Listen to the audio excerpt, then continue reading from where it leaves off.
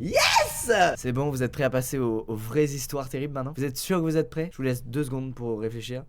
On y va. Lucie a rencontré, comme beaucoup de filles, un mec sur Tinder qui lui plaît. Ils se sont parlé pendant plusieurs semaines sans se voir en vrai et ils ont même découvert qu'ils avaient quelques amis en commun, ce qui est un truc plutôt rassurant quand tu rencontres quelqu'un sur Tinder finalement. Tu te dis bon, on a quand même des connexions indirectes, donc logiquement je risque pas de me faire tuer par cette personne quoi. Si tu prends le cas extrême. Lucie explique qu'un soir elle était un peu en déprime et elle avait envie de voir quelqu'un. Elle a donc appelé un Uber et elle a décidé d'aller chez ce mec qui s'appelle Tim. Une fois sur place, ils ont commencé par discuter devant la maison ensemble et Lucie a trouvé que le courant passait encore mieux en vrai. Elle était ravie. N'est-ce pas trop parfait comme début d'histoire? Si! Elle lui a notamment parlé de ses problèmes de santé et ça a beaucoup touché Tim étant donné que sa sœur est décédée et qu'elle avait une maladie proche de celle de Lucie. Ce détail a son importance. Ils sont donc rentrés dans la maison et en entrant, première remarque de Lucie, la maison ressemblait en gros à une sorte d'unité de stockage mais avec plein de trucs partout, très encombré. Tim l'a alors emmené dans sa chambre pour Netflix and chill, vous connaissez? Ils se sont posés dans le lit, ils ont parlé pendant pas mal de temps. La soirée se finit normalement et tous deux s'endorment dans le lit de Tim. Et elle a aucune remarque spéciale à faire à part que c'était un peu féminin comme déco etc. Mais bon, il fait ce qu'il veut. Mais alors, où ça cloche Lucas? Attendez qu'elle se réveille.